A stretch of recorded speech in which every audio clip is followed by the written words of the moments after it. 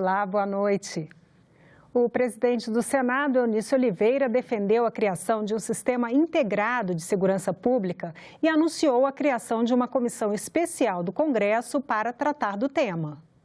O presidente da Câmara, Rodrigo Maia, convidou o presidente, o ministro da Suprema Corte, Alexandre de Moraes, pela sua experiência de ter passado como secretário de Segurança Pública do maior estado brasileiro, que é São Paulo, de ter sido ministro da Justiça, de ter sido advogado nessa área criminalista e de ser ministro da Suprema Corte.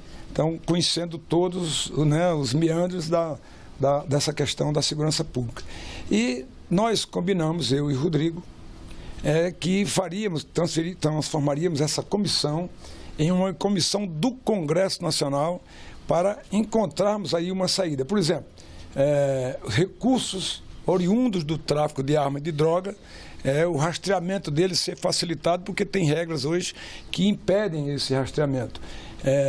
E aí, dentro disso, nós estamos defendendo com muita convicção, com muita veemência, a integração, né, de segurança pública. Porque nós temos, como eu disse, o Sistema Único de Saúde, que é unificado, é integrado, e nós sabemos de quem é a responsabilidade: do Estado, do município e da União.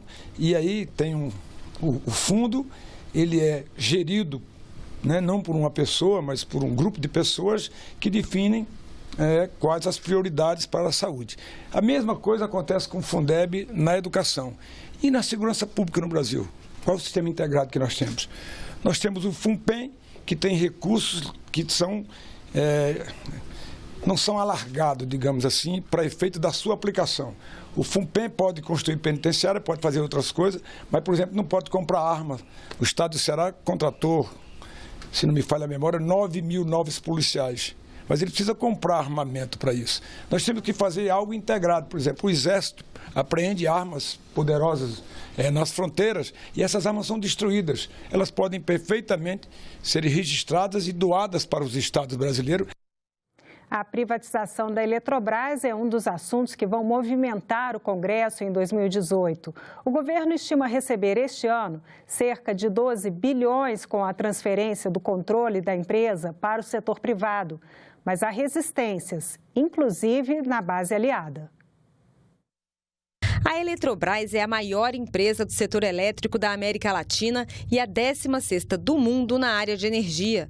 No Brasil, é responsável por 30,7% da capacidade de geração. Pensando em aumentar a oferta de energia e reduzir o preço ao consumidor, o governo quer privatizar a Eletrobras ainda este ano. O primeiro passo foi editar uma medida provisória revogando uma lei de 2004 que impedia que a empresa fosse privatizada. Logo depois, o governo enviou ao Congresso um projeto de lei definindo como seria o modelo dessa privatização.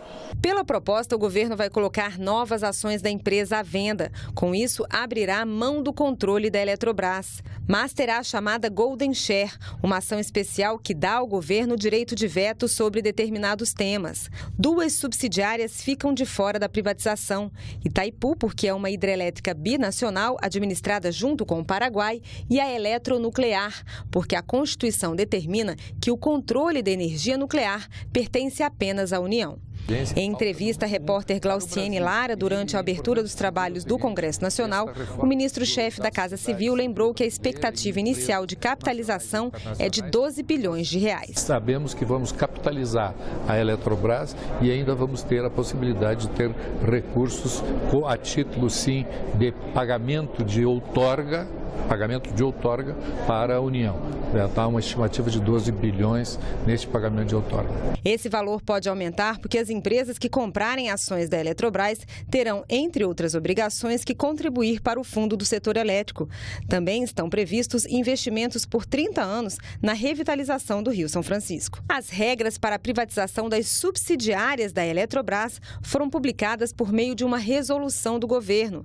Para alguns senadores, até mesmo da base governista, a forma como o executivo está tentando tratar o assunto está confusa e pode dificultar a aprovação do texto. Imagina, gerar energia elétrica num estado como o do Amazonas, que tem dimensão continental e que tem 91 usinas isoladas no interior a diesel, não é uma tarefa simples.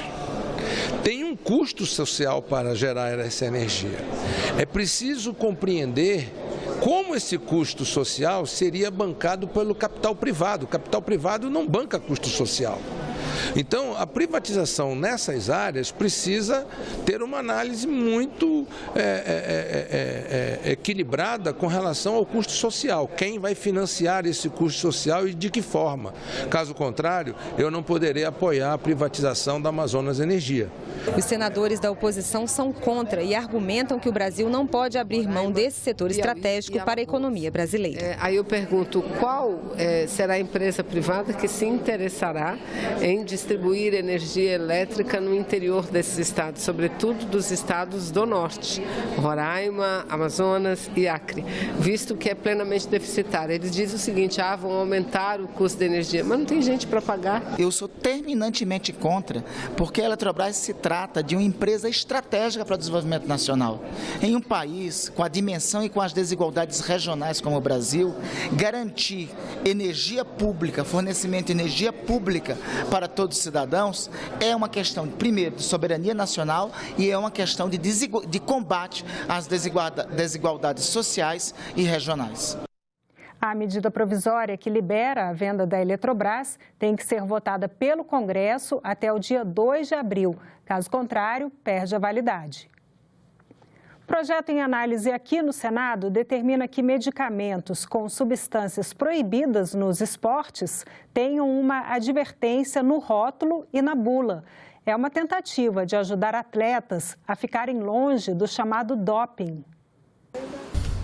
Aliviar sintomas de um resfriado, amenizar dores musculares ou apenas prevenir-se. Seja qual for o motivo, milhões de brasileiros utilizam medicamentos diariamente. Eu estou comprando Creon, que eu tenho problema pancreático, e mais remédio para minha sogra, pelo mesmo problema que ela tem respiratório e polimialgia. Para um cidadão comum, é simples. Basta apenas procurar o medicamento receitado e seguir as orientações da bula. Mas para um atleta profissional, esse procedimento exige muito cuidado, pois a ingestão de um medicamento sem a informação adequada pode resultar em suspensão por doping. A gente sempre procura o nosso fisioterapeuta, até um médico, antes de ingerir qualquer medicamento, porque tem alguns que a gente sabe que dá doping, outros não. Então, antes de ingerir qualquer coisa, a gente sempre procura informações com eles. De acordo com a Associação Brasileira de Controle de Dopagem, é dever do atleta consultar a lista de substâncias proibidas antes de se medicar. Um projeto de lei do Senado pode facilitar essa tarefa. A proposta é do senador Zezé Perrella e prevê que as bulas de medicamentos tragam uma advertência dirigida aos atletas, alertando para esse cuidado. É lógico que o atleta e o treinador e quem está acompanhando deveriam ter essa preocupação. Mas, por exemplo, você tem medicamentos que podem, em certas quantidades, causarem doping, como, por exemplo, o prednisona, que é uma substância que ela é usada como anti-inflamatório e como antialérgico. Então, a pessoa tem que estar atenta a isso. Vai ser pego no exame por uma bobagem como um resfriado. O controle do doping no esporte começa cedo, nos primeiros passos dos atletas. Eles selecionam alguns campeonatos para fazer essa dopagem e aí eles normalmente eu costumo pegar o campeão de cada categoria e um selecionado, que é pela CBJ mesmo que eles escolhem. Aí a gente entra na salinha e tem todo o processo. Atualmente, o projeto está em discussão na Comissão de Assuntos Sociais e, se aprovado, vai direto à Câmara dos Deputados.